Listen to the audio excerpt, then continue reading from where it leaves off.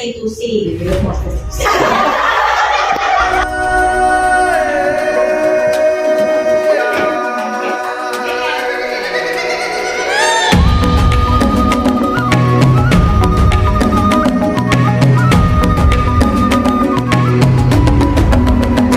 Bangun dan bukalah matamu, saatnya meraih mimpimu. Arahkan pandangan ke depan, Tuhan kan menuntunmu. Sadarilah masa berganti, tantangan kan kita hadapi. Bergandeng tangan untuk negeri, kita berseri. Kita dulu ya. Pancasila,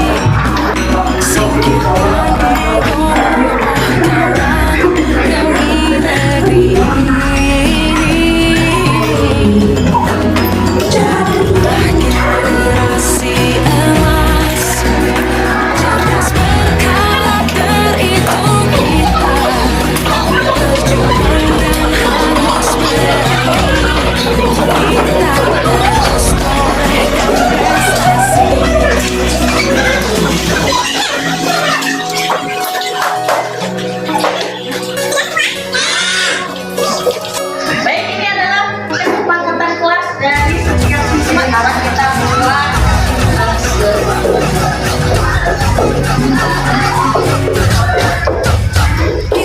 Nah, yang pertama nih, menginginkan kelas yang bersih dan sehat.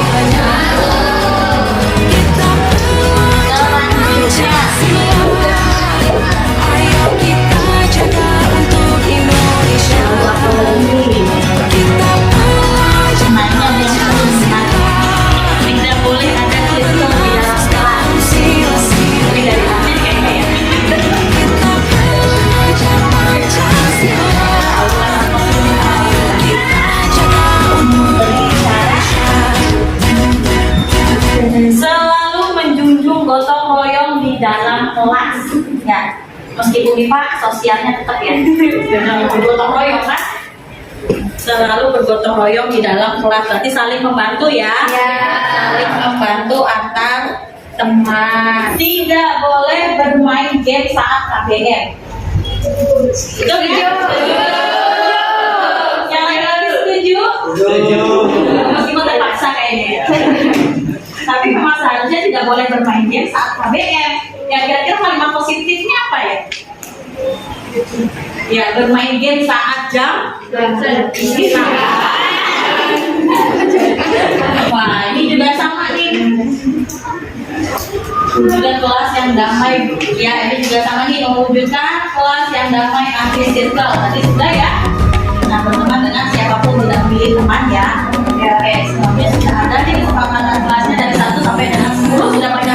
Nah, karena tugas sekretaris nanti silakan membuat kesepakatan kelas yang Papa tulis ini dipindahkan ke dengan scroll ya, atau juga dalam Oke, nanti saya di sini ya nih ya, di depan kelas. Itu sebagai bentuk kesepakatan mula yang sudah dibuat.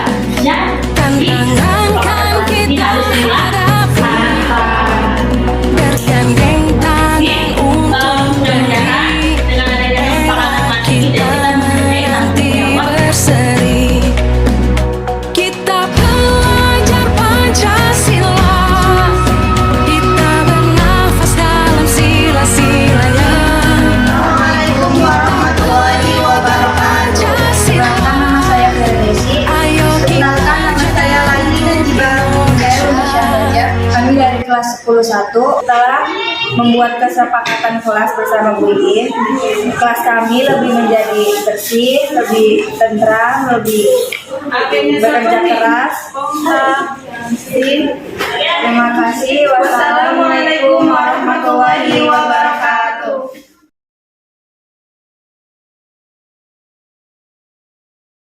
Assalamualaikum warahmatullahi wabarakatuh. Waalaikumsalam warahmatullahi wabarakatuh. Sebelumnya terima kasih banyak untuk ibu-ibu hebat yang sudah meluangkan waktunya. Sebelum mulai presentasinya, alangkah baiknya kita berdoa dulu ya Bu ya. Iya, siap. Berdoa dimulai.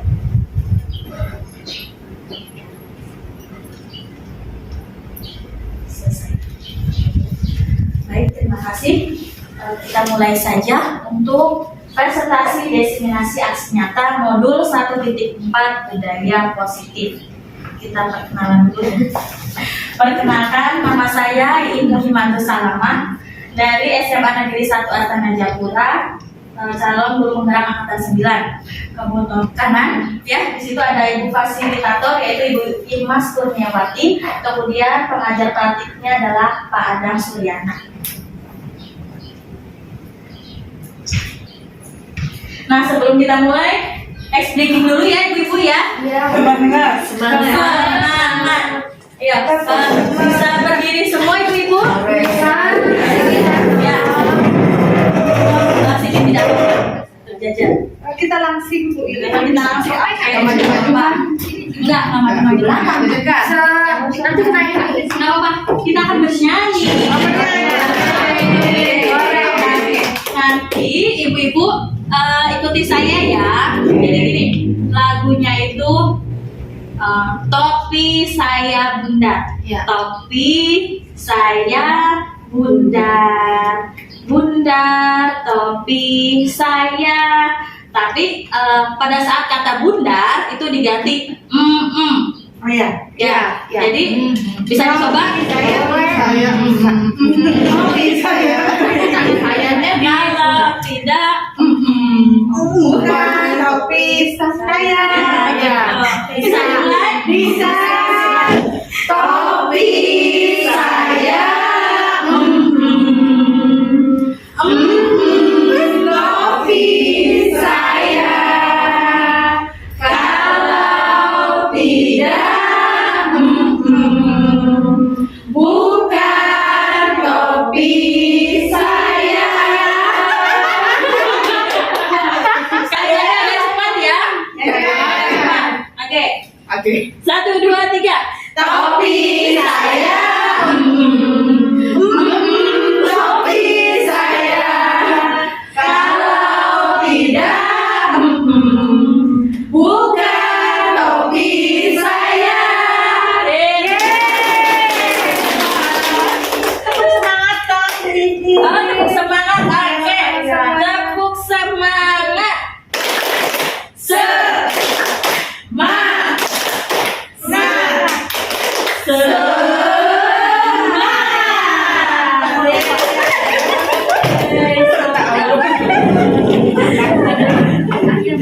Lanjut ya ibu-ibu ya. Sudah panas. Gerak. Gerak. Baik. Nah, sebelum masuk ke materi inti ini, di sini ada latar belakangnya. Di sini latar belakangnya itu adalah di mana Ki Hajar Dewantara menjelaskan bahwa tujuan pendidikan yaitu menuntun segala kodrat yang ada pada anak-anak agar mereka dapat mencapai keselamatan dan kebahagiaan yang setinggi-tingginya, baik sebagai manusia maupun sebagai anggota masyarakat. Nah, salah satunya itu yaitu dengan menciptakan budaya positif. Nah, budaya positif dapat dibangun melalui disiplin positif, keyakinan kelas, segitiga restitusi yang ada di sekolah. Nah, keyakinan kelas dibangun bersama murid dan guru yang berpihak pada murid. Semua warga sekolah juga berkolaborasi untuk menciptakan budaya positif di sekolah. Nah, jadi menurut Ki Hajar Dewantara itu tujuan pendidikan itu menuntun segala kodrat yang ada pada anak-anak. Jadi kalau misalkan dalam pembelajaran setelah menjalani pendidikan guru penggerak, bahwa pendidikan itu harus berpihak pada murid, yang mana harus mengikuti kodrat zaman dan kodrat alam. Ya, dimana kalau misalkan kodrat alam itu yang bagaimana Ibu? Murid sesuai dengan kodrat alam, contohnya kita bisa mengajak murid-murid itu untuk belajar ya di alam gitu, misalkan kayak misalnya di Kanci itu alamnya itu ciri khasnya apa, karena di sini pesisir ya Bu ya, jadi boleh menggunakan misalkan rajungan lah, ikan ataupun apa ya, telur asin ya Bu ya, seperti itu Bu ya. Terima kasih. Iya, nah kemudian yang kedua ada kodrat zaman. Nah, berarti pendidikan itu pembelajarannya mengikuti zaman ya. Apalagi sekarang kan teknologi sudah semakin maju ya. Berarti kita mengikuti teknologi. Anak-anak, Bu, saya mau belajarnya sambil bawa HP, boleh? Boleh. Kita kan? Boleh. Bisa saja tinggal menggunakan video pembelajaran ya. Video pembelajaran begitu. Jadi kita berpihak pada murid ya begitu ya. Selanjutnya. Nah, sebelum masuk ke budaya positif, di sini ada tujuannya dulu ya. Tujuan budaya positif itu apa sih? Di sini tujuannya itu adalah untuk meningkatkan rasa percaya diri dan keberanian murid dalam berpendapat mengenai keyakinan kelas yang mereka inginkan. Ya, jadi nanti kita membuat keyakinan kelas di dalam kelas ya bersama murid-murid. Nah, kesepakatan kelasnya seperti apa, menginginkan kelas yang seperti apa. Kemudian meningkatkan motivasi intrinsik pada murid. Jadi motivasi yang ada yang dari dalam dirinya ya, dari dalam diri siswa. Kemudian mewujudkan pembelajaran yang berpihak pada murid. Seperti tadi ya, kita tidak bisa lagi memaksa atau menuntut siswa itu harus belajarnya seperti apa atau ingin siswa yang seperti apa, tapi kita menuntun siswa tersebut ya dalam pembelajaran, menginginkan pembelajarannya seperti apa, kembalikan lagi ke siswa. Kemudian menumbuhkan budi pekerti, salah satunya itu adalah dengan tanggung jawab, disiplin, kemudian komitmen, dan mengajak murid untuk mencari solusi dari suatu masalah. Nah, itu adalah tujuan dari budaya positif. Nah, selanjutnya apa itu budaya positif? Nah, budaya positif yaitu nilai dan kebiasaan di sekolah yang berpihak pada murid agar mereka dapat berkembang menjadi pribadi yang kritis, penuh hormat, dan bertanggung jawab sesuai dengan profil pelajar Pancasila. Nah, pada profil pelajar Pancasila itu kan ada nilai-nilai keyakinan ya, atau nilai-nilai kebajikannya. Masih ingat profil pelajar Pancasila? Ada 6 dimensi Bu. Ya, ada 6 dimensi ya. Apa saja? Yang pertama, beriman dan bertakwa kepada Tuhan Yang Maha Esa, ya, beragama ya, berdiri, gotong royong. Ini ada lagunya loh. Ada yang tahu? Tidak. Kita bernyanyi lagi. Oke. Pelajar Pancasila beriman dan bertakwa pada Tuhan Yang Esa dan berakhlak mulia, berkebinekaan global, gotong royong mandiri, kreatif dan bernalar kritis.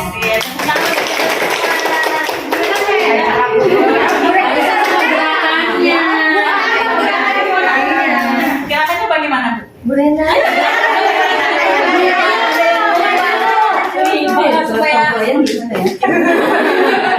Kita berdiri ya? Apa gimana? Boleh berdiri.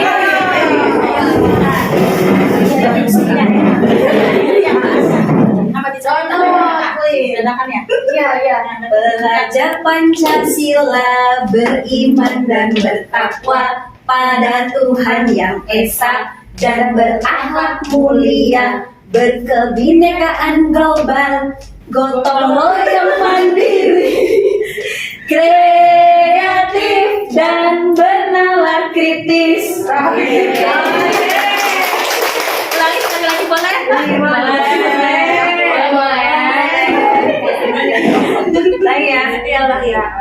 ya. Pelajar Pancasila beriman dan bertakwa pada Tuhan Yang Esa dan berakhlak mulia, berkebinekaan global, gotong royong mandiri, kreatif dan bernalar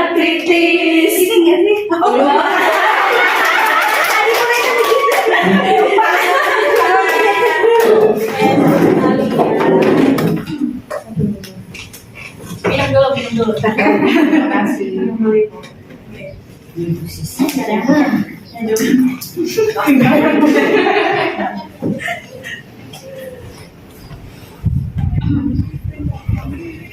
Sekarang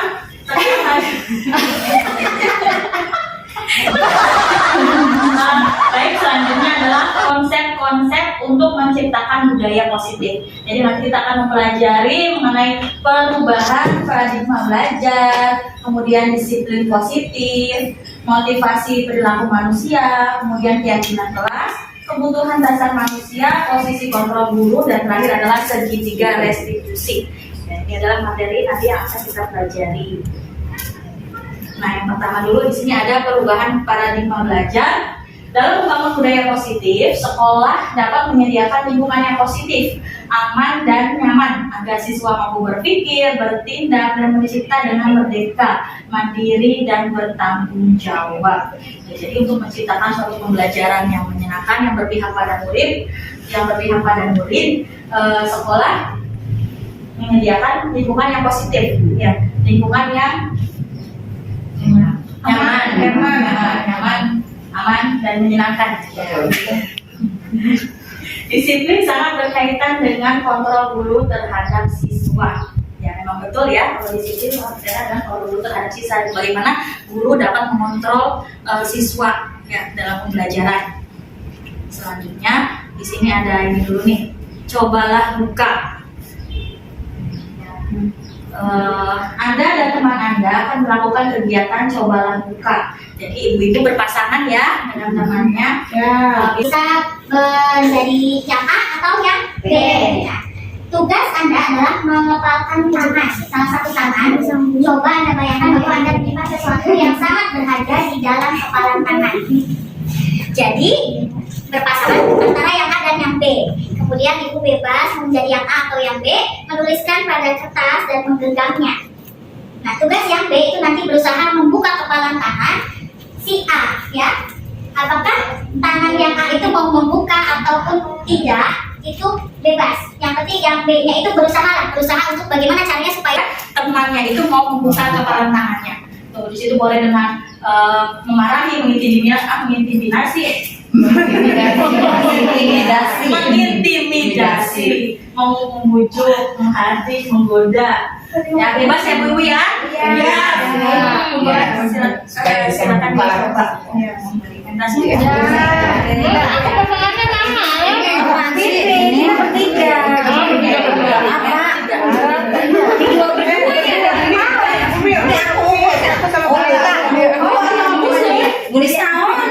Sudah tulis semua ya? Sudah.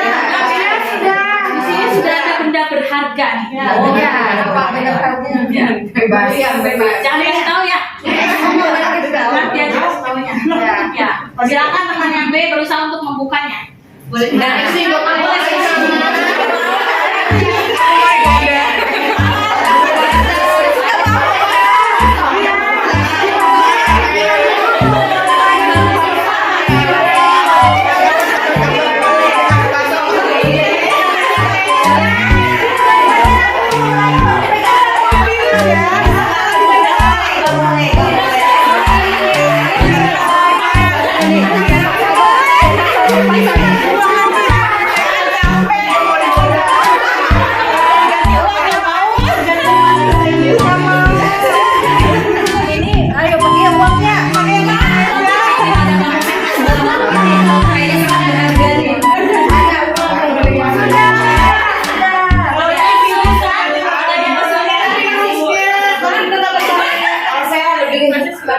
Untuk tidak memberi sama kayak saya.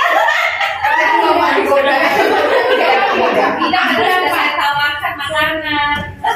Saya pernah kasih uang Ukraina enggak tetap. Padahal aku dari kemarin saya takut-takutin ada biru sebenarnya sekarang ada di mana? Saya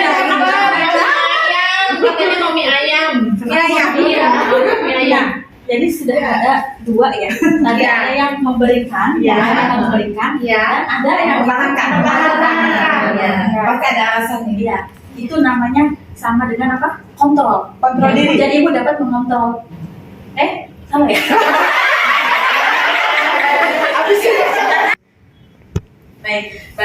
sudah didapat dua ya. Ada yang memberikan dan ada yang mempertahankan. A membuka kepalan tangan. Gimana ya? Coba tadi siapa yang mampu membuka kepalan tangan temannya? Najib saya. Oke, Bu Nini membuka, Bu Iis juga berhasil. Oke. Alasannya apa? Untuk Bu Fania berarti. Oh iya, untuk memberikan. Pasti kan ada ininya ya. Ada alasannya. Jadi Bu Nining itu berhasil membuka kepalan tangan saya, Bu. Karena Bu Nining itu caranya baik, caranya halus, caranya ramah begitu. Jadi saya mau membuka kepalan tangan saya oleh Bu Nining begitu. Dan memberikan apa?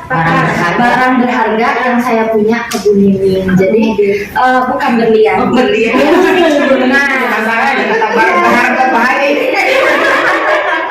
Jadi begitu Bu, akhirnya Bu Nining bisa mengendalikan saya karena sebenarnya saya bisa dikendalikan oleh pasangan saya asalkan dengan cara yang baik.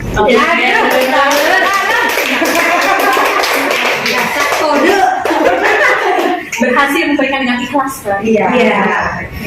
Yang tidak berhasil mendapatkan Bu Siska. Alasannya apa? Memberikannya kepada Bu Siska. Ayo. Saya yang bisa jawab saya. Berarti apa ini?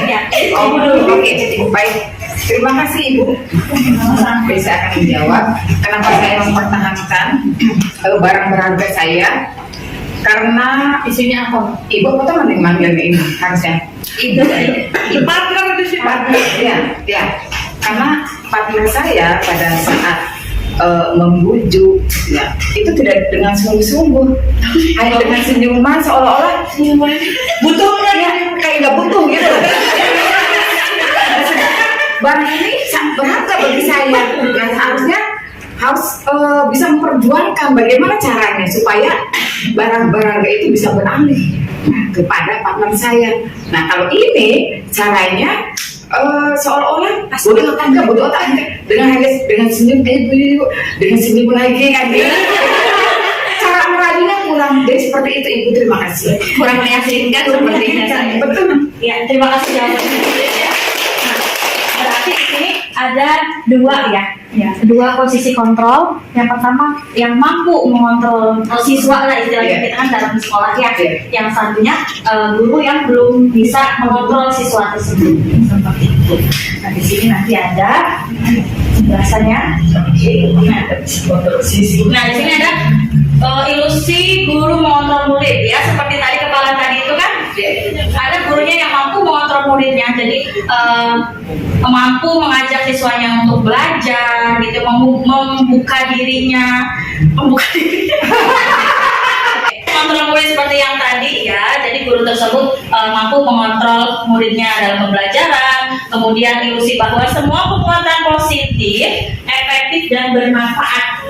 Ya, jadi ketika penguatannya positif dan bermanfaat, itu siswanya mau membuka diri untuk mengikuti pembelajaran, mengikuti arahan guru tersebut. Kemudian ilusi bahwa kritik dan membuat orang merasa bersalah dapat menguatkan karakter. Ya, terkadang memang ketika kritik dan membuat orang lain merasa bersalah, atau misalkan ketika siswa bersalah kemudian kita menjudge siswa itu bersalah, atau misalkan dengan beberapa alasan itu mampu menguatkan karakter meskipun ada alasannya ya.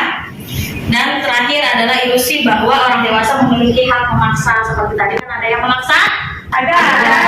Jadi tidak hanya merayu ya, tapi juga ada yang memaksa gitu. Apalagi kelima, stimulus respon ke teori kontrol. Ya, bisakah kita mengontrol seseorang? Nah di sini ada stimulus responnya. Yang pertama itu kita mencoba mengubah orang agar berpandangan sama dengan kita. Nah pada teori kontrol kita berusaha memahami pandangan orang lain tentang dirinya. Jadi antara stimulus respon dan lihat sebagai sesuatu kesalahan, sedangkan menurut teori kontrol semua perilaku memiliki tujuan.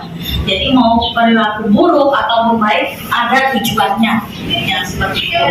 Kemudian yang ketiga, orang lain bisa mengontrol saya, sedangkan teori kontrol hanya Anda yang bisa mengontrol diri Anda.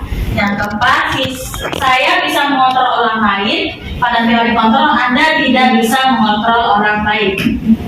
Pemaksaan ada pada saat rujukan gagal, kemudian teori kontrolnya itu berkolaborasi dan konsensus menciptakan pilihan-pilihan baru. Nah, terakhir, model berpikir menang atau kalah. Menurut teori kontrol, model berpikir itu menang-menang, jadi tidak ada yang kalah. Seperti itu ya, Bu ya. Nah, selanjutnya di sini ada 5 kebutuhan dasar manusia. Nah, di sini ada 5 kebutuhan dasar manusia. Yang pertama itu adalah kebutuhan untuk bertahan hidup atau mempertahankan diri ya. Kemudian 2, cinta dan kasih sayang. 3, kebebasan. 4, kesenangan. Dan 5, kekuasaan. Nah, ini nanti ada kaitannya dengan posisi kontrol guru dan cara menyelesaikan permasalahan. Nah, kesalahan yang terjadi merupakan wujud adanya kebutuhan yang belum terpenuhi. Nah, pada dasarnya manusia itu memiliki 5 kebutuhan dasar. Seperti yang tadi, pertama apa? Kebutuhan hidup. Siswa, kebutuhan bertahan hidupnya siswa, ya bisa jadi kan siswa ya butuh makan, ya kan, bertahan hidup ya, bertahan hidup. Kasih sayang ada sendiri. Beda, berarti bukan. Kalau kebutuhan bertahan hidup ya lebih ke fisik, tapi menurut saya sih. Makan kebutuhan fisik. Fisiologis berarti fisik. Tolak ya bisa ya. Biologis berarti contohnya. Iya. Ini akan yakin beneran. Kedua, ada kebutuhan akan kasih sayang dan rasa diterima terkait dengan hubungan untuk dapat diterima oleh orang lain. Nah, seperti contohnya tadi, nah bisa dengan teman, Iya. Lebih ininya orang tua lah. orang tua di rumah ya. Kadang-kadang mungkin kita ada anak yang berbeda, bertingkah yang Cari perhatian kan bisa jadi Ini bukan anak, cari perhatian. cari perhatian, membutuhkan kasih sayang. Nah, kemudian ada kebutuhan akan penguasaan, ya, jadi meliputi kekuatan untuk mencapai sesuatu, menjadi kompeten dan terampil. Ini biasanya yang ini ya aktif, anak-anak aktif ya, biasanya. Kemudian ada kebutuhan akan kebebasan. Nah, ini bersifat dengan kemandirian, kemudian memiliki pilihan dan mengendalikan arah hidup. Jadi dia ingin bebas, tidak mau di tadi ada kebutuhan akan kebebasan ya. Yang terakhir kebutuhan akan kesenangan ya. Cari yang senang-senang. Ya, jadi kadang-kadang kan di kelas jenuh kalau misalkan terlalu serius ya. Ya, sedikit tidak apa-apa. Harusnya dengan bercanda. Iya, emang poek.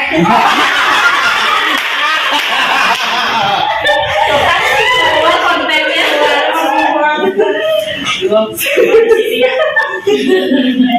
Baik, selanjutnya di sini ada disiplin positif, yaitu salah satu cara penerapan disiplin yang bertujuan untuk menumbuhkan kesadaran serta memberdayakan anak untuk melakukan sesuatu tanpa sogokan, ancaman maupun hukuman. Coba ada yang Ada, bisa Pak. menjelaskan? Bu, itu ada sokongan tadi ke saya, Bu. Suara pengen juara. Iya, betul. Ya, jadi disiplin positif itu datangnya dari diri sendiri ya, tanpa merasakan paksaan atau sogokan, tanpa hukuman. Jadi anak itu tanpa takut dihukum, dia sudah memiliki kesadaran. Ya, memiliki kesadaran sendiri, mandiri juga bisa. Tapi anak sebenarnya banyak juga sih dengan sokongan. Siapa misalkan ada tugas ya, udah kamu aja dia mengerjakan, sok nanti saya bayar. Itu kan sokongan juga. Iya, Kalau ada kebijakan berarti banyak ya. Itu bagi anak yang harus kan. Iya. Nggak mau ngerjain tugas cuma patungan Patungan aja. aja. Kalau nggak dia yang membayarin semuanya. Iya.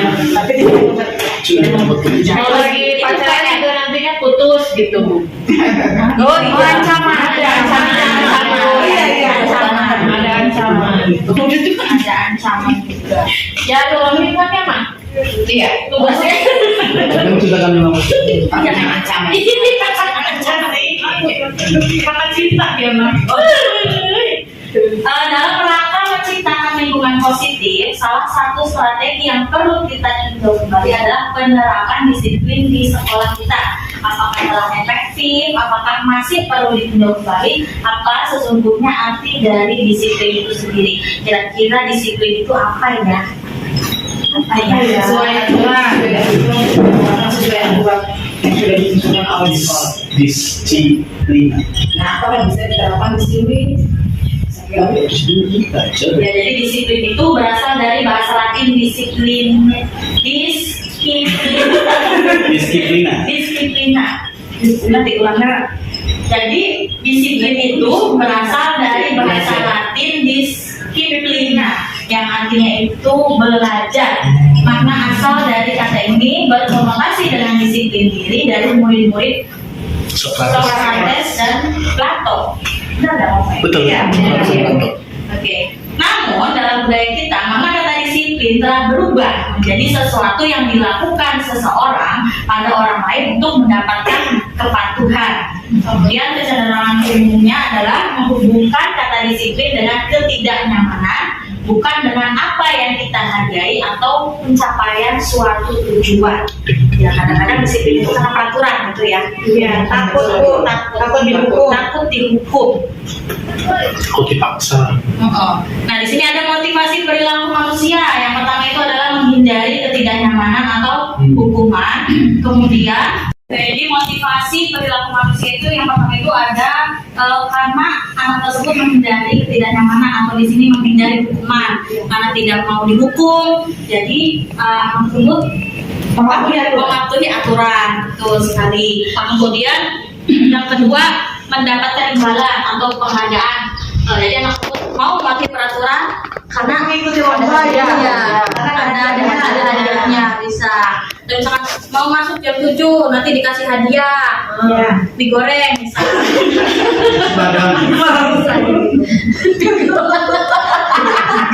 Ini pembelajaran yang menyenangkan. Menyenangkan. Oke, yang terakhir yang ketiga ada menghargai diri dan menjadi orang yang mereka inginkan. Ya, ada yang bisa menjelaskan? Mungkin yang ikut lomba kali ya, perwakilan lomba juga kan dia Bisa diulangi Bu Nini, suaranya agak keras. iya, Rasim. Ini kali ya contohnya anak yang ikut lomba kan seperti sekarang kan ada bulan bahasa, itu ada yang perwakilan kelas debat lah, terus ada dongeng, ada pembacaan undang-undang seperti itu.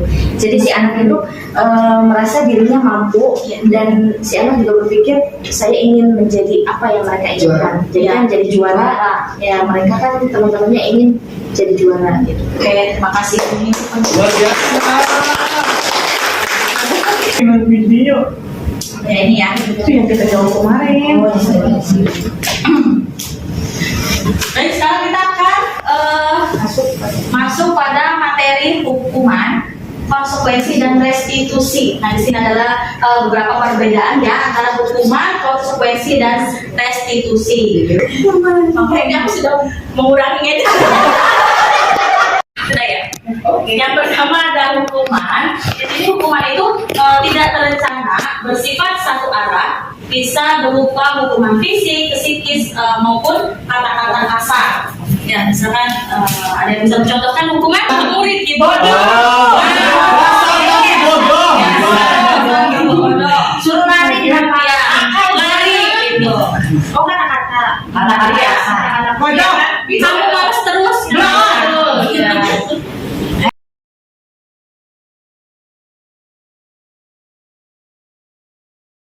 Baik, yang kedua adalah konsekuensi, yaitu bersifat terencana dan sudah disepakati. Bentuk-bentuk konsekuensi dibuat oleh pihak guru. Jadi kalau konsekuensi contohnya seperti apa ya? Misalkan Kalau saya nggak bawa buku, saya harus konsekuensinya saya mengerjakan soal 10 misal. Itu konsekuensi. Nah, itu termasuk konsekuensi ya? Iya. Ya. Kalau tidak punya LKS, ketika mengerjakan tugas yang LKS, Berarti siswa tersebut harus menulis soalnya karena untuk pembelajaran dia. Nah, betul. Berarti itu bukan termasuk hukuman ya, tapi konsekuensi. Karena dia tidak membeli RKS. Konsekuensinya ini. Iya, karena tidak membeli RKS, jadi konsekuensinya menulis. Iya, biar bisa belajar. Biar bisa belajar. Betul. Yang ketiga ada di sini restitusi, yaitu proses menciptakan kondisi bagi murid untuk memperbaiki kesalahan mereka dengan karakter yang lebih kuat. Nanti ada penjelasannya ya untuk restitusi ini. Jadi bagaimana cara menyelesaikan permasalahan. Nah, coba di sini ada perbedaan hukuman dengan konsekuensi. Di sini ada tindakan guru. Nah, kira-kira ini hukuman atau konsekuensi? Catat 10 kali dalam kalimat saya tidak tahu. Ya. Itu hukuman. Hukuman dong. Hukuman. Yang pertama hukuman. Itu hukuman. Lari mengelilingi lapangan basket 2 kali karena terlambat hadir di sekolah. Murid diminta untuk push up menggantikan kertas tugas teman yang Konsekuensinya. membersihkan tumpahan konsekuensi. Murid disuruh untuk mengenakan sepatu seharian di sekolah karena tidak mengenakan sepatu hitam. Hukuman. Untuk tidak mengenakan sepatu hitam. Tidak mengenakan sepatu Karena tidak mengenakan sepatu hitam. Karena tidak tidak. harusnya tidak mengenakan sepatu harusnya. Hukuman. Ngatung maaf ya. Oke, terakhir. Lari mengelilingi lapangan basket 2 kali karena terlambat 10 menit untuk belajar ulang. Konsekuensi. Karena ada pelajaran apa itu? Antara dua ya, saya Yang bisa hukuman, bisa konsekuensi karena pelajarannya banyak pelajaran dia terlambat hukuman bisa juga mungkin kalau saya. Angga Ibu Rena. Bu Rena. Kalau menurut saya ini konsekuensi karena di sini siswa diminta lari mengelilingi lapangan basket 2 kali. Ini bisa jadi karena dia terlambat berarti dia terlambat juga melakukan pemanasan. Nah, karena kegiatan PJOK biasanya sebelum olahraga ada pemanasan dulu. Makanya konsekuensi ketika dia terlambat ya dia harus pemanasan dulu. Seperti itu. Karena ini pelajarannya PJOK jadi ini adalah konsekuensi. Kalau matematika, Ya itu hukuman. Kalau di pelajaran matematika. berarti kalau bedanya hukuman dan konsekuensi itu dia harus sesuai dengan apa yang dipelajari. konteksnya. Anggaplah misalkan saya pelajarannya sejarah. Saya kan berhubungan dengan membaca. Saya menyuruh anak, kamu misalkan dia telat ya, anggaplah dia terlambat. Terus saya nyuruh anak, oke, kalau saya nyebutnya, saya hukum membaca buku sejarah di bab 2 misalnya. Itu hukuman atau konsekuensi? Konsekuensi. Berarti selagi bisa berhubungan dengan apa yang dipelajari oleh kita, itu kita bisa sebut sebagai Konsekuensi. Oke, terima kasih.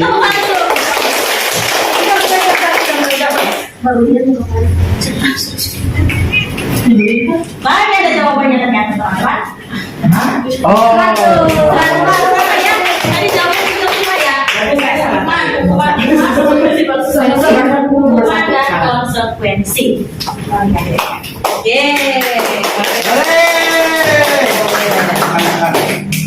Saya tadi jawabannya 2, berarti tidak punya kepentingan. Itu yang terakhir antara hukuman sama. Selanjutnya ini adalah keyakinan kelas. Kita akan masuk materi keyakinan kelas, di mana keyakinan kelas disusun berdasarkan kesepakatan antara murid dan guru. Jadi keyakinan ini dibuat di dalam kelas ya. Keyakinan kelas merupakan sebuah kalimat pernyataan yang berisi nilai kebajikan universal yang mudah diingat dan dipahami serta harus diterapkan dalam lingkungan kelas secara khusus dan lingkungan sekolah secara umum. Baik. Nah, di sini kira-kira ada contoh Nah, di sini bagaimana cara menyusun keyakinan kelas? Nah, yang pertama, keyakinan kelas berupa pernyataan-pernyataan universal. Pernyataan keyakinan kelas senantiasa dibuat dalam bentuk positif. Kalimat positif. Ya, kalimat positif ya. Misalkan bagaimana? Tidak boleh terlambat. Tidak boleh. Nah, iya itu kan kalimat negatif. Nanti dibuat ke kalimat positifnya datang tepat waktu. Kemudian keyakinan kelas hendaknya tidak terlalu banyak sehingga mudah diingat dan dipahami oleh semua warga kelas. Terus keyakinan kelas sebaiknya sesuatu yang dapat diterapkan di lingkungan tersebut dan semua warga kelas hendaknya ikut berkontribusi dalam pembuatan keyakinan kelas lewat kegiatan curah pendapat ya, misalkan dengan dibagi kertas. Ayo kira-kira kesepakatannya apa nih, kesepakatan kelas kita menginginkan kelas yang seperti apa, ditulis dalam mencari kertas seperti itu. Kemudian bersedia meninjau kembali keyakinan kelas dari waktu ke waktu. Baik, di sini ada, nah kira-kira antara yang A dan yang B mana yang merupakan keyakinan kelas? Kemudian alasannya kenapa? Boleh Ibu Nini? Menurut saya yang A, karena di situ kata-katanya kalimatnya juga positif, tidak ada yang negatif. Terus juga memang di situ terlintas harus diterapkan di dalam kelas. Terus kata-katanya juga yang berkesan ya. Kalau saya B, Kenapa? bahasanya keyakinan kelas. Karena bahasanya keyakinan, artinya sesuatu yang diyakini yang ada di dalam kelas. Kalau saya itu, jadi apa yang menurut di kelas itu yakin bahwasanya akan dilakukan. Kalau itu ya, kalau kesepakatan lebih ke tataran teknis kalau kata saya. Kalau kesepakatan, tapi kalau keyakinan dia berangkat dari apa yang kita yakini. Kalau dari kalimat-kalimatnya, kami guru dan murid saling menyayangi, artinya guru dan murid itu yakin bahwasannya kita harus saling menyayangi. Terus kami murid yang semangat belajar, berarti murid-murid di situ yakin bahwasannya punya semangat, pun sama dengan yang C. Jadi kalau kata saya yang D. Mulai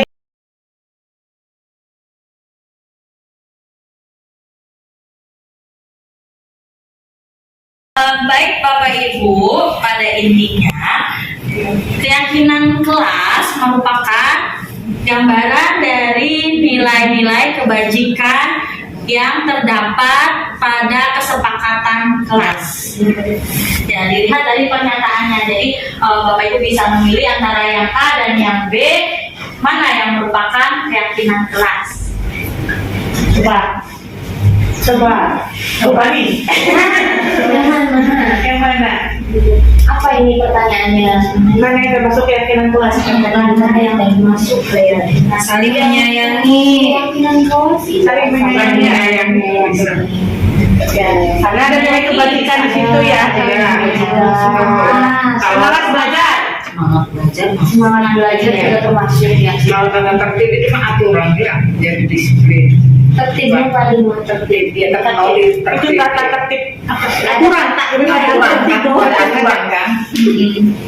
Aturan bukan aturan. Baik, nah ini bisa diterapkan nanti di kelas ya Bu ya. Iya. Bisa. Saya Pak ya. Bisa. Bisa diterapkan di dalam kelas. Bisa. Oke, selanjutnya ada di sini posisi kontrol guru. Posisi COVID-nya itu guru itu ada 5 Posisi kontrol guru yang pertama itu adalah penghukum, di mana posisi penghukum itu biasanya menimbulkan trauma mendalam dan cenderung terjadi tanpa direncanakan. Kedua, ada pembuat merasa bersalah. Di sini guru hadir dengan kekecewaan mendalam. Dampaknya adalah anak akan merasa rendah diri atau merasa bersalah. Ketiga, posisi kontrol guru sebagai teman. Nah, guru hadir sebagai teman dan seolah memaklumi setiap kesalahan dan berdampak anak akan menjadi tidak mandiri. Keempat, ada posisi pemantau di mana guru hadir dengan kebijaksanaan berdasarkan data yang ada pada saat memberikan nasihat, tetapi belum mampu menumbuhkan kesadaran dalam diri siswa. Nah, terakhir adalah ada posisi manajer di mana guru mampu hadir sepenuhnya dengan menanyakan apa, mengapa, dan menumbuhkan keyakinan dalam diri siswa dan bersama siswa hadir sepenuhnya mencari solusi terhadap masalah yang dihadapi. Nah, di sini ada, nah ini ya 5 posisi kontrol guru di mana penghukum. Nah, biasanya gurunya itu menghardik, ya, menunjuk-nunjuk, menyakiti atau menyindir. Nah, kalau misalkan pembuat merasa bersalah, itu gurunya biasanya berceramah atau mengatakan seharusnya kamu, gitu ya, ibu kecewa, ya, itu merasa kecewa, jadi anaknya merasa bersalah ya. Nah, kalau misalkan teman, membuat alasan-alasan untuk muridnya. Ayolah lakukan demi ibu. Masa kamu tidak mau? Bisa Ya, tidak itu mampu. bisa ya, sebagai posisi teman. Nah, kalau misalkan pemantau, itu menghitung dan mengukur. Menghitung, misal kesalahannya kalau berapa kali gitu ya. Kesalahannya banyak. Terus sejauh mana nih kesalahannya gitu ya. Sudah 5 dipanggil. Buku pembuku BK itu salah satu Memantau. Ya, memantau ya Bu ya. Kemudian terakhir ada manajer, yaitu mengajukan pertanyaan. Manajer kan betul? Iya. Ya, apa ya, masakan Nah, di sini tidak ada ya kalimatnya ya. Kalau kamu tidak melakukannya, awas ya. Iya. Rasakan. Nilai kamu 0. Gitu. Kalau misalkan pembuat merasa bersalah, kamu seharusnya, ya kamu sudah tahu ibu lelah sekali, ya jadi merasa bersalah anaknya. Gitu. Karena membuat bu gurunya lelah. Iya. Sedih, stres, Hasilnya apa? Hasilnya kalau menghukum, anaknya bisa memberontak atau berbohong karena takut dihukum ibu. Nah, betul sekali, berbohong karena takut dihukum. Akhirnya nggak mau masuk karena takut dihukum. Iya. Ya, nama berkali lipat salahnya ya. Iya, jadi kalau malu kalian di kantin aja. Iya, bisa juga menyalahkan orang lain. Ah, itu Bu gara-gara si A gitu Iya. kan. Cuci tangan. Cuci tangan. Kemudian kaitannya dengan guru yang berkualitas, murid-murid berkata, biarkan saja, nanti juga marah-marah lagi. Jadi respon anaknya gitu ya, respon anaknya kalau misalkan mau hukum, jadi orang sudah tahu, ibu ini sih marah-marah, udahlah juga marah-marah lagi gitu Iya. kan. Kalau misalkan membuat rasa bersalah, jadi anaknya minta maaf, maafkan saya, kan dia merasa bersalah. Iya. Misalkan teman, muridnya biasanya seperti apa?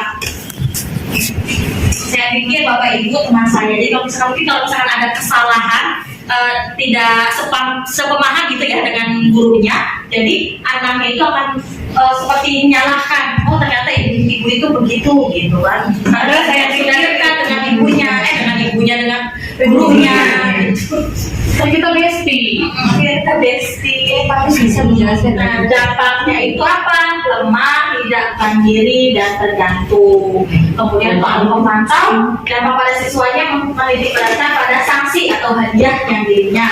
Terakhir pada manajer mengevaluasi diri, bagaimana cara memperbaiki diri. Coba kira-kira dari 5 posisi kontrol ini, kira-kira ibu atau bapak guru yang ada di sini seringnya berada di posisi yang mana? Kalau seringnya, Mas, saya lebih pada teman. Kalau saya Penghukum dan teman. Penghukum dan pemantau. Kemudian teman. Bu Endang, Saya pemantau dan teman. teman. Sepertinya kurang yakin. Bu Siska barangkali? Pemantau sama saya. Bu Sama. Bu Yuyu. Ya, penghukum dan Oke. Coba dari Bu Dini, tadi kan teman ya. Coba bagaimana menurut Bu Dini? Kalau saya Pada saat ini posisi kontrol. iya. Nah, kalau saya mengontrol siswa itu dengan memposisikan saya sebagai teman mereka. Karena apa?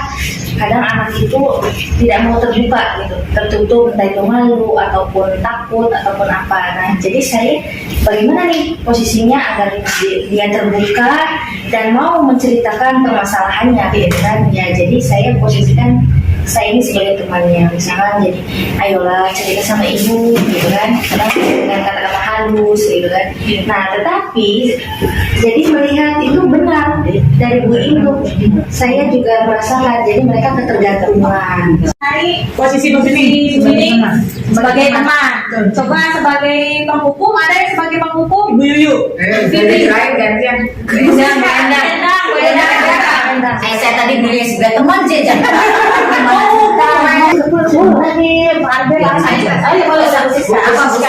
Bu Siska cocok jadi pemuka. Ya udah makanya gue enak sekian udah wajahnya mantan polisi. Gitu loh Bu Endang. Ya saya emang sering jadi guru penghukum. Iya. Sebenarnya saya baik hati Bu. Aduh, ya, pasti kan ada alasannya Ya alasannya karena emang ya menghadapi siswa yang sudah sering ya lewat batas, sering melakukan pelanggaran ya. Berulang-ulang itu terjadinya, jadi sebagai efek jerah ya saya ada hukuman sedikit tapi nggak begitu berat sih menurut saya hukumannya. Ya hukumannya juga ya bermanfaat untuk mereka juga gitu, untuk kedisiplinan. Jadi kadang-kadang karena anaknya berkali-kali mengulangi kesalahan yang sama lagi, untuk efek jerahnya kita memberikan hukuman, itu pun hukumannya masih ini ya, Iya, dan batas wajar ya, batas wajar dan kebaikan dirinya sendiri. sesuai dengan mapel yang diampu juga. So, sesuai dengan Tapi sebetulnya maksudnya pada konsekuensi. iya, berarti maksudnya kepada konsekuensi ya. Tenang Bu Endang, masih masuk ke konsekuensi. Kemudian menghubungnya lah, kenapa nggak terkait kepada pelanggaran? Itu malah, itu upacara. Itu upacara. Oh, itu tadi kita tinggalkan pelajaran saya. Jadi itu upacara. Jadi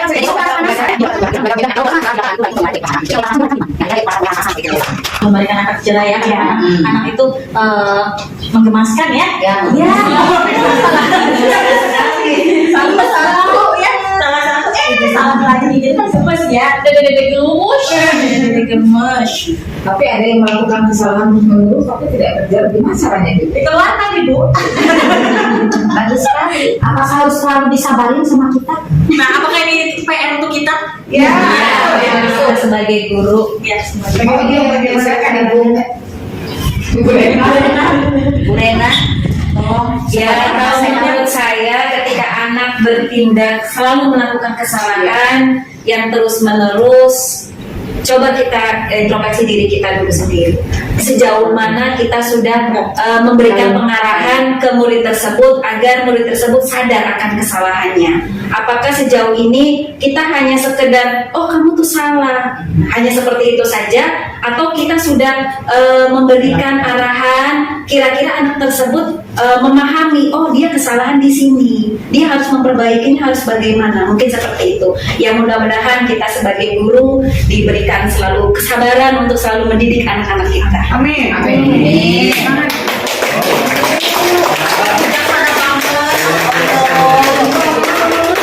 Ya. apakah boleh breaking lagi? Iya. Oke, boleh berdiri dulu. Jadi begini ya, Bapak Ibu, kita bernyanyi sambil bergerak ya, untuk yang yang hadir ya. Marina menari di atas menara, di atas menara. Mana sih? Marina menari di atas menara, di atas menara. Marina menari, menari, menari. Marina di atas. Marina menari di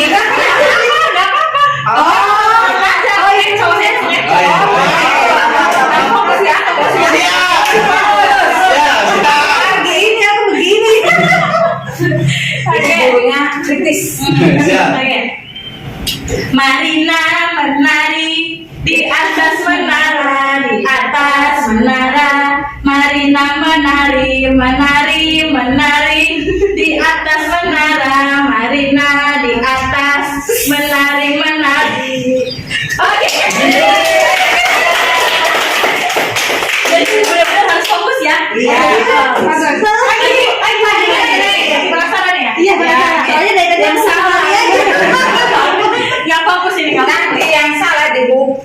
Belum menagi. Nari di atas. Di atas menara, Pak. Di atas menara, Marina menari, menari, Marina, menara di atas. Jangan ada gerakan saya ya, tapi memang benar ya gerakan. Iya.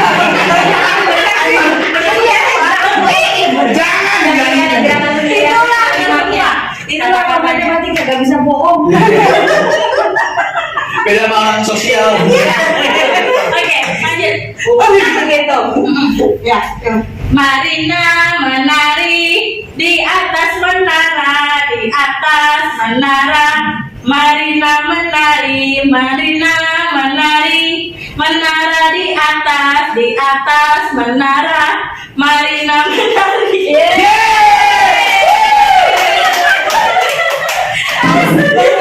Fokusnya ya, simulasi yang tepuk tangan dulu untuk kita.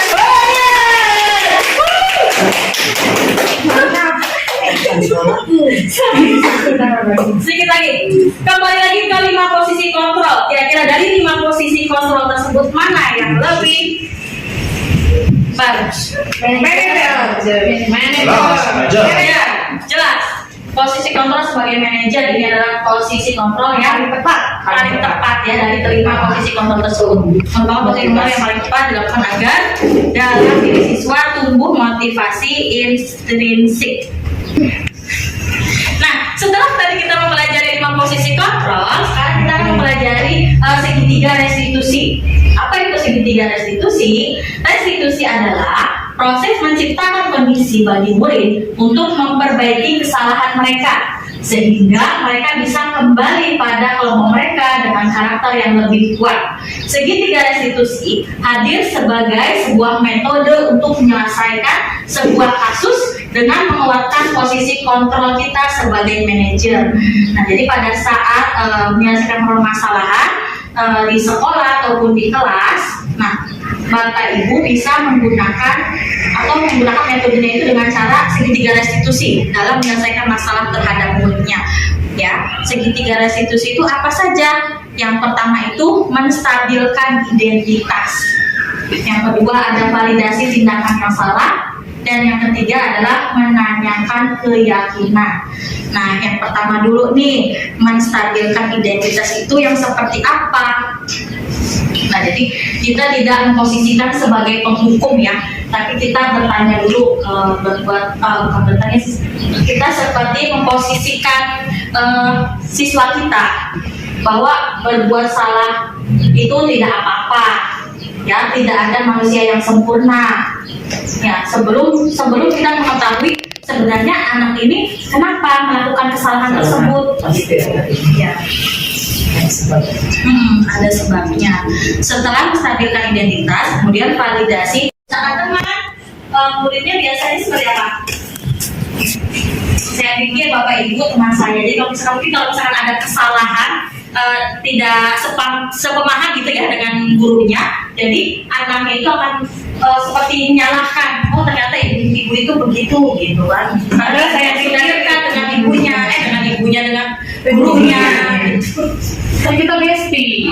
Kita bestie. Tapi bisa menjelaskan. Nah, dampaknya itu apa? Lemah, tidak mandiri dan tergantung. Kemudian kalau memantau, dampak pada siswanya menitik beratkan pada sanksi atau hadiah yang dirinya. Terakhir pada manajer mengevaluasi diri, bagaimana cara memperbaiki diri. Coba kira-kira dari 5 posisi kontrol ini, kira-kira ibu atau bapak guru yang ada di sini seringnya berada di posisi yang mana? Kalau seringnya, Mas, saya lebih pada teman.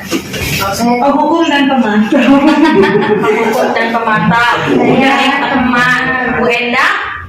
Saya pemantau dan teman. Teman.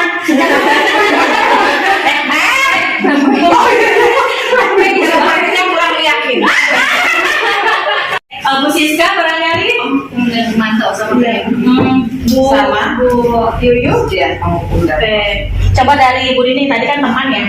Coba bagaimana Bu Dini? Kalau saya pada saat ini posisi kontrol, Iya. nah kalau saya mengontrol siswa itu dengan memposisikan saya sebagai teman mereka. Karena apa? Kadang anak itu tidak mau terbuka gitu, tertutup, entah itu malu ataupun takut ataupun apa. Nah, jadi saya bagaimana nih posisinya agar dia terbuka dan mau menceritakan permasalahannya, gitu kan? Ya, jadi saya posisikan saya ini sebagai temannya, misalkan jadi ayolah cerita sama ibu, gitu kan? Karena dengan kata-kata halus, gitu kan? Nah, tetapi jadi melihat itu benar dari Bu Indu, saya juga merasakan. Jadi mereka ketergantungan. Kata-kata padahal kamu bisa melakukan yang lebih buruk dari ini ya. Kemudian kamu pasti punya alasan mengapa melakukan hal itu sebelum kita menyatakan anak tersebut bersalah. Kemudian terakhir adalah menanyakan keyakinan. Menanyakan keyakinan ini maksudnya menanyakan keyakinan kelas ya, kesepakatan kelas yang sudah disepakati di kelas. Ketika anak tersebut misalkan tidak masuk pembelajaran atau bolos, nah menanyakan keyakinannya seperti apa? Kira-kira kesepakatan di kelas kita seperti apa? Apakah kamu ingat dengan keyakinan kelas yang sudah disepakati? Nah, misalkan keyakinan kelasnya, ingat Bu, datang tepat waktu, misalkan seperti itu. Nah, itu adalah untuk menanyakan keyakinan. Nah, di sini ada contoh kasus. Nah, saya Bu. Aduh, anaknya Sabrina hari itu bangun terlambat dan terburu-buru sampai di sekolah. Dia pun akhirnya sampai di gerbang sekolah, tapi baru menyadari kalau tidak menggunakan sepatu hitam seperti tertera di peraturan sekolah. Kemudian di pintu kelas, Bapak Lukman memperhatikan sepatu Sabrina yang berwarna coklat. Sabrina berusaha menjelaskan bahwa dia terburu-buru dan salah menggunakan sepatu. Nah, Pak Lukman menanyakan Sabrina, apa peraturan sekolah tentang seragam warna sepatu? Sabrina menjawab, sudah mengetahui sepatu harus berwarna hitam, namun terburu-buru dan salah mengenakan sepatu. Nah, selain tidak mungkin kembali pulang karena rumahnya jauh sekali. Kemudian Pak Lukman tetap bersikeras pada peraturan yang berlaku dan mengatakan, ya sudah, kamu sudah melanggar peraturan sekolah. Kamu salah, sudah terlambat, salah pula warna sepatunya. Segera buka sepatumu kalau tidak bisa mengenakan warna sepatu sesuai peraturan.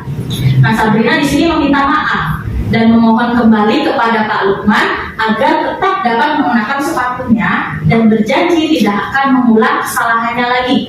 Namun Pak Lukman tidak mau tahu. Tidak, kamu telah melanggar peraturan sekolah. Kalau tidak sanggup ambil sepatu di rumah atau diantarkan sepatu ke sekolah, ya sudah, kamu tidak bersepatu saja seharian di sekolah. Sekarang copot sepatumu dan silahkan belajar tanpa sepatu seharian.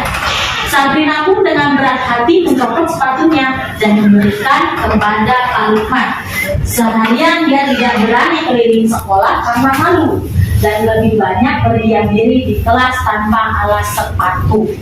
Nah, di sini ada contoh kasus. Kira-kira Pak Lukman ini memposisikan dirinya, posisi kontrolnya itu termasuknya kemana?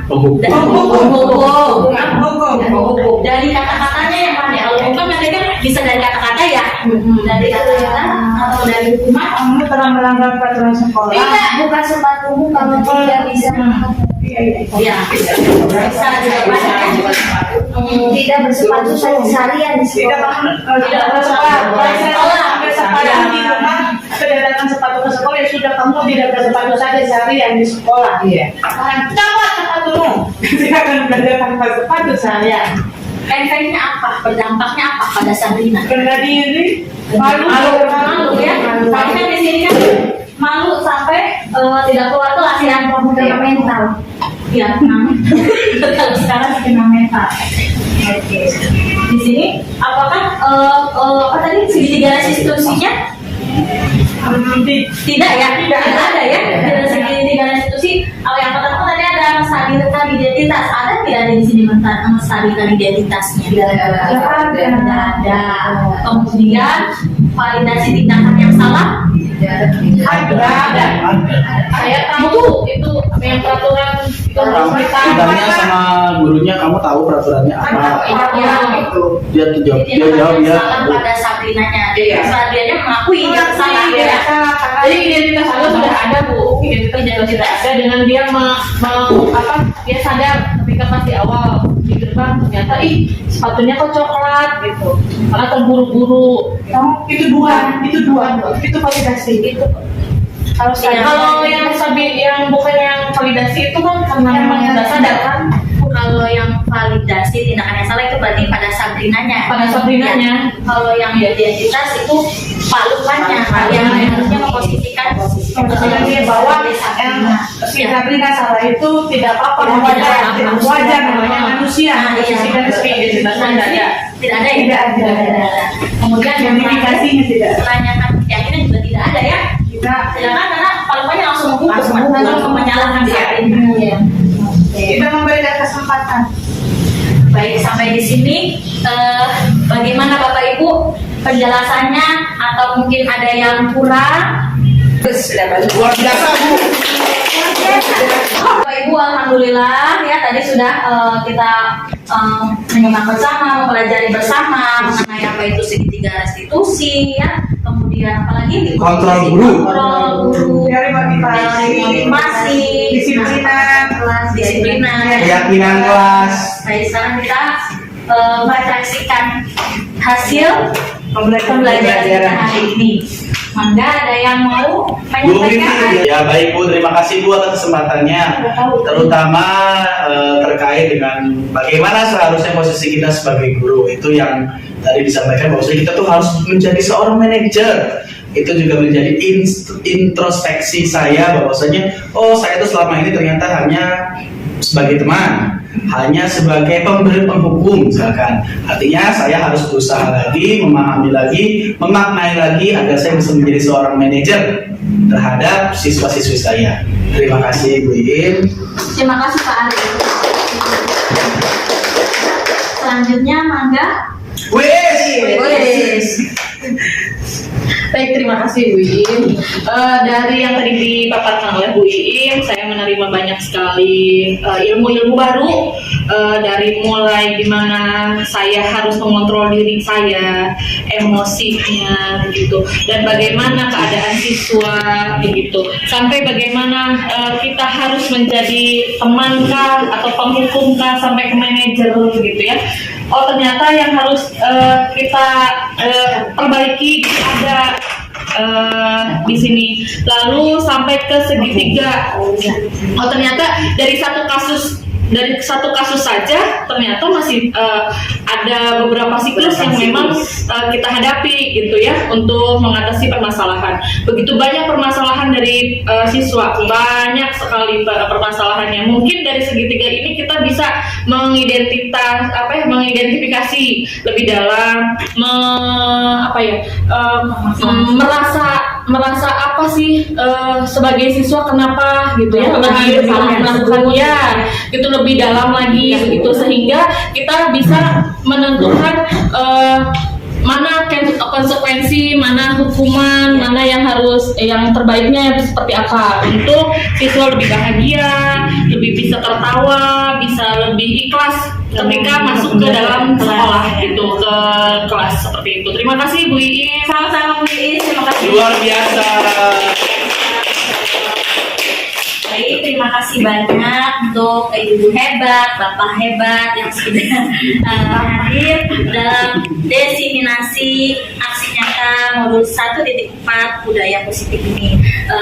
Baik, saya sebagai pembicara mengaturkan banyak terima kasih dan mohon maaf yang sebesar-besarnya apabila banyak kesalahan dan pasti banyak sekali kekurangan karena tidak ada manusia yang sempurna. Sekian dari saya. Wassalamualaikum warahmatullahi wabarakatuh. Waalaikumsalam. Assalamualaikum warahmatullahi wabarakatuh. Salam sejahtera untuk kita semua. Saya Dr. Dedi Kennedy, Kepala SMA Negeri 1 Astana Japura. Saya bangga dengan ibu-ibu guru yang mempunyai kinerja dan etos kerja yang tinggi. Dan saya juga bangga kepada mereka yang menjadi calon guru penggerak SMA Negeri Astana Japura yang mereka lalui melalui tes di masing-masing tempat. Bergerak menggerakkan, mengibaskan aksi nyata tentang budaya positif yang sudah disampaikan kepada seluruh Bapak Ibu guru SMA Negeri Astana Japura. Mudah-mudahan pengibasan ini bersifat permanen dan dapat dilaksanakan oleh seluruh Bapak Ibu guru di SMA Negeri Astana Japura yang akhirnya akan memotivasi siswa dalam belajar dan berbudaya positif. Mungkin itu aja yang dapat saya sampaikan. Terima kasih. Billahi taufik wal hidayah. Assalamualaikum warahmatullahi Bismillahirrahmanirrahim. wabarakatuh. Assalamualaikum warahmatullahi wabarakatuh. Perkenalkan, saya Saiful Bahri, guru sejarah di SMA Negeri 1 Astana Japura. Pada hari Rabu kemarin, saya sudah mengikuti kegiatan diseminasi budaya positif yang dilaksanakan oleh calon guru penggerak angkatan 9, yaitu Ibu Iim. Alhamdulillah luar biasa, saya sangat merasa beruntung ikut serta pada dalam kegiatan tersebut. Banyak sekali hal-hal baru, hal-hal paradigma-paradigma baru yang membuat saya menjadi, oh ternyata kita itu harus seperti ini, oh ternyata kita itu harus menjadi seperti ini. Terutama di mana kita sebagai pengajar harus menjadi seorang manajer yang mampu menggunakan, memberikan segala sesuatu, memfasilitasi apa yang dibutuhkan. Itu saja dari saya, semoga bermanfaat, sukses terus, maju terus. Terima kasih. Assalamualaikum warahmatullahi wabarakatuh.